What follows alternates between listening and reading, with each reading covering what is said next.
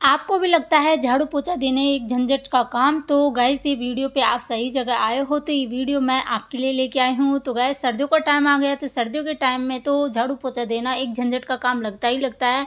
तो इसके लिए मैं बहुत ही अच्छी सी टिप बताने वाली हूँ। तो आप इसके द्वारा बड़े आराम से झाड़ू पोछा दे सकते हो क्लेक्चर और वाइपर के द्वारा। तो चलो स्टार्ट करते हैं बहुत ही अच्छी सी किचन टिप्स एंड ट्रिक्स बताना।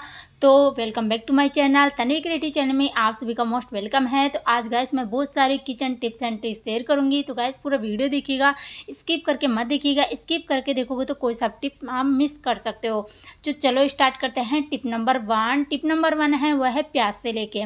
तो प्याज तो आप सभी को पता है कि हम कई रेसिपीज में यूज़ करते, ज़्यादातर सब्जियों में बहुत ज़्यादा यूज करते हैं। तो प्याज काटते वक्त क्या होता है कि हमारी आंखों में आंसू आने लगते हैं। तो हमारे आंखों में आंसू ना आए, इस तरह की परेशानी ना हो, उसके लिए आपको क्या करना है, सीधे प्याज को आपको रख देना है फ्रीजर में। तो फ्रीजर में आपको कितने टाइम के लिए रखना है, कम से कम 10 मिनट के लिए तो रखना ही रखना है। तो इससे रखने से होगा क्या, जो इसके अंदर जो पदार्थ निकलता है ना, जब हम काटते हैं तो सीधा हमारी आंखों पे अट्रैक्ट करता है। तो उसके लिए उससे होगा कि फ्रीजर में हम 10 मिनट के लिए भी रखेंगे ना, तो उससे क्या होगा कि जो पदार्थ निकलता है वो जम जाएगा और उड़ के हमारी आंखों में नहीं आएगा। ऐसे वो उड़ के और हमारी आंखों में आ जाता है और फिर हमारी आंखों में बहुत ज़्यादा जलन पैदा होती है और फिर हम काटते हैं तो बहुत ज़्यादा परेशान भी हो जाते हैं। इसलिए आपको ये ट्रिक जरूर आजमानी है। तो गाइस इस तरीके से आप प्याज काटोगे ना, तो आपको कभी भी इस तरह की परेशानी का सामना नहीं करना पड़ेगा। आपकी आंखों में आंसू बिल्कुल भी नहीं आएंगे। चाहे आप ढेर सारे प्याज काट लीजिए, चाहे कितने भी प्याज आपको काटने हों, शादी सीजन में काटो या कैसे भी काटो, तो इस तरह के तरीके से काटोगे ना तो बिल्कुल भी आपकी आंखों में पानी नहीं आएगा, जो आंसू आते हैं वो नहीं आएगा। तो बड़े आराम से आप प्याज काट भी पाओगे। और यदि लच्छेदार प्याज काटने हैं तो वो भी बड़े आसानी से कट जाते हैं। उससे होता क्या है कि वो प्याज जम सा जाता है और फिर बाद में हमें उसको मतलब लच्छेदार में काटते हैं तो बड़े आराम से लच्छे वाले प्याज भी कट जाते हैं। तो उम्मीद करती हूँ आपको ट्रिक ज़रूर पसंद आई होगी। पसंद आई हो तो प्लीज़ कमेंट करके ज़रूर बताइएगा कि आपको ये ट्रिक कैसी लगी। और ये मैंने इतना ही काटा है, पूरा इसलिए नहीं काटा है क्योंकि मैं इसको दूसरे तरीके से खाने वाली हूँ, तो आपको मैंने बताया है, तो इसलिए बताया है कि आप इस तरह से काटो तो आपकी परेशानी ना आए। अब है नेक्स्ट टिप है वो है हाथों में। जैसे हम प्याज अभी काट ही रहे थे तो उसके लिए भी मैं ट्रिक बता दूं। जैसे हम लहसुन प्याज खाते हैं तो हमारे हाथों में स्मेल सी रह जाती है, वो अच्छी भी नहीं लगती है। और कई बार हमें पूजा पाठ भी करना होता है, तो जब पूजा पाठ करते हैं तो वो स्मेल नहीं रहनी चाहिए। तो इसके लिए आपको क्या करना है, थोड़ा सा कोलगेट ले लेना है। कोई सा भी आप कोलगेट, पेप्सोडेंट कोई सा भी यूज़ करते हो वो ले लीजिए। तो थोड़ा सा पेप्सोडेंट ले लेना है और अपने हाथों में इस तरह से मसल लेना है। तो इससे होगा क्या कि जो स्मेल रहेगी ना प्याज लहसुन की, वो बिल्कुल रिमूव हो जाएगी, बिल्कुल भी स्मेल नहीं रहेगी। साथ ही साथ दूसरा काम ये होगा कि आपकी उंगलियां जैसे गंदी हो गई है और साफ नहीं है, पीला पीलापन सा आ गया है नाखूनों में, तो उसके लिए भी आप इस तरह से कोलगेट लगा लीजिए, फिर धो लीजिए, आपके हाथ बड़े अच्छे से साफ हो जाएंगे। अब है नेक्स्ट टिप है वो है इस तरह की सीट से लेके, जैसे हमारी साइकिल की सीट होती है ना, वो क्या हो जाता है कि फट सी जाती है। तो इस तरह से फट जाती है तो फिर बाद में पूरी ये ख़राब हो जाएगी। तो इसके लिए मैं क्या करने वाली हूँ कि ये पूरी ख़राब ना हो, उसके लिए मैं लूँगी इस तरह की सॉक्स। तो सॉक्स तो हमारे घर में सभी के पड़ी होती है। तो सर्दियों का टाइम आ गया है तो हमें पुराने सामान घर से निकाल लिए हैं सर्दी का, विंटर के। तो इस तरह के पुराने मोजे भी निकल जाते हैं। तो ये मेरे हस्बैंड का मोजा था, तो इसका ही मैं यूज़ लेने वाली हूँ इस सीट पे। तो इसका यूज किस तरह से लेंगे गाइस, जैसे हम इसको ऐसे फेंकना नीचे। जो हमारे पुराने सॉक्स होते हैं ना बहुत ही काम आते हैं, और भी बहुत सारे काम आते हैं, लेकिन जो आज मैं ट्रिक शेयर कर रही हूँ वो तो इस सीट से लेके है, साइकिल सीट से लेके। तो ये थोड़ा इसका रबड़ भी ढीला हो गया, ख़राब सा हो गया है। तो इसलिए इसको थोड़ा खींच के और इस पर सीट पे हम इसको पहना देंगे। इसको पहना देंगे और थोड़ी सी इस पर सिलाई भी हम मार देंगे नीचे ताकि ये टाइट रहे। तो इससे क्या होगा कि ये सॉक्स होता है वो क्या होता है, इसका धागे भी बड़े मजबूत होते हैं, जल्दी से ख़राब नहीं होगी सीट। और सीट का जो इतनी ख़राब हो चुकी है अब वहीं रुक जाएगी और हमारी सीट बिल्कुल सेफ़ हो जाएगी। तो इस तरीके से सिल देना है और अच्छे से आपकी सीट लंबे समय तक चलेगी, पैसों की बचत होगी। और जो ख़राब हम सॉक्स इसको फेंक देते, किसी काम नहीं लेते, वो काम भी आ जाएगा। तो इस तरीके से आप काम ले सकते हो गाइस। ख़राब सॉक्स को फेंके ना, ये कई काम में आता है। तो और भी मैं सॉक्स से रिलेटेड बहुत सारे टिप्स शेयर करूँगी। तो गाइस मेरे चैनल को सब्सक्राइब जरूर कर लीजिएगा।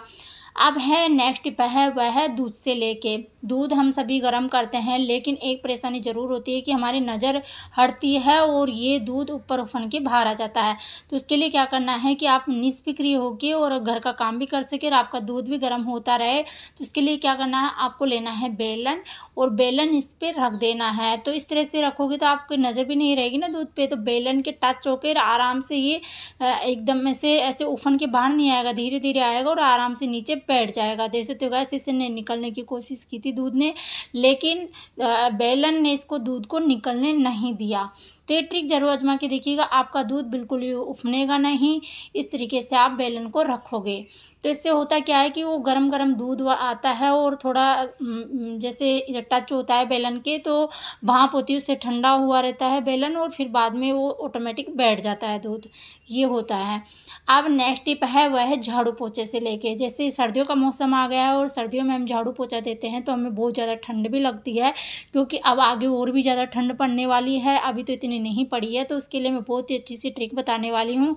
आपके घर में वाइपर तो होगा ही, ज़्यादातर सभी वाइपर रखते हैं घर में, तो कई लोग वाइपर से भी पोंछा देते हैं और कई लोग जैसे मोप आता है उससे भी देते हैं। तो हर किसी के घर में तो वो होता नहीं है, तो पोंछा आप सीधा हाथों से दे रहे हो, उसकी जगह आप क्या करिए इस तरह से वाइपर ले लीजिए। मोप सभी के घर में होता नहीं है, तो इस तरह से वाइपर लेके और फिर बाद में इसके ये पोंछे को अच्छे से धो लीजिए और धो के और आप इस वाइपर के द्वारा पोंछा दीजिए। आपके हाथों को ठंड भी नहीं लगेगी और आप पूरे घर में भी अच्छे से पोंछा दे पाओगे। कोने कोने में, बेड के नीचे, सोफे के नीचे, सब जगह अच्छे से पोंछा दे पाओगे और झटपट से लग भी जाएगा। अब ये पोंछे को अच्छे से लिपेट दीजिए। इससे होगा क्या कि ऐसे ही हम सीधा देते हैं ना तो खिसक खिसक के और अच्छे से पोंछा नहीं लगता है। तो इसके लिए इस पे मैं क्या करूँगी, क्लेक्चर लगाऊंगी। क्लेक्चर से क्या होगा कि फिक्स हो जाएगा पोंछा। और सेकंड चीज़, आपको पानी थोड़ा सा गर्म ही लेना है, ठंडा नहीं लेना है। ठंडा लोगे तो अपने हाथों में ठंड लगेगी और इस तरह से आप फिर बाद में इस तरह से क्लेक्चर लगा के और फिर बाद में पूरे घर में आप इससे पोंछा दीजिए। आपको बिल्कुल भी ठंड नहीं लगेगी गाइस सर, आपको बहुत ही अच्छा लगेगा। इस तरीके से पूरे घर में आप पोंछा दे दीजिए। तो ये मैं किचन में दे रही हूँ और किचन की प्रेस है ना, चाहे कितना ही पोंछा मारे इसमें ये निशान पड़े हुए हैं, क्योंकि रेलवे के हैं तो ये बहुत ही पुराने हैं, इसलिए आप ऐसा मत सोचिएगा कि धब्बे हैं, गंदे हैं, ऐसा कुछ नहीं है। ये टाइल्स है ना, इसका हट ही गई है, मतलब कलर से हट गया, ब्लैक ब्लैक नज़र आ रहा है बीच बीच में से, तो इसलिए इस तरह से हो रहा है। तो इस पर मैं पोंछा दे रही हूँ तो बड़े आराम से दे पाऊंगी। और इस तरीके से आप पोंछा दोगे ना तो क्या होगा, एक ही हाथ से मैं लगा रही हूँ, एक हाथ से मैंने फ़ोन पकड़ रखा है तो थोड़ा हिल रहा है, तो आप इग्नोर करिएगा, मैं आपको दिखा रही हूँ। तो इस तरीके से आप पूरे घर में पोंछा दे सकते हो और बीच बीच में आप उसको धो लीजिए और कलेक्चर हटा के और इस तरह से कलेक्चर से फिक्स कर दीजिए और फिर आप पूरे घर में पोंछा दे दीजिए। आप बेड के नीचे दीजिए, सोफे के नीचे दीजिए, कोने कोने में कहीं भी दीजिए, बड़े आराम से साफ हो जाएगा और आपके हाथ भी ठंडे नहीं होंगे, गीले नहीं होंगे बार बार में। कैसे नहीं है कि लगातार आप हाथों से पोंछा देते रहो, तो इससे क्या होता है, बहुत ज़्यादा ठंड लगती है हमें, हमारे खुद की भी ठंड बैठ सकती है। और क्या होता है कि प्रेग्नेंट महिला होती है उनको परेशानी होती है नीचे बैठ के पोंछा देने में। और सेकंड चीज़, जिनके बच्चे हो गए हैं और फीडिंग करते हैं तो उनको भी परेशानी होती है, उनके बच्चों को ठंड लग सकती है, तो इस तरीके से पोंछा दे सकते हो आप।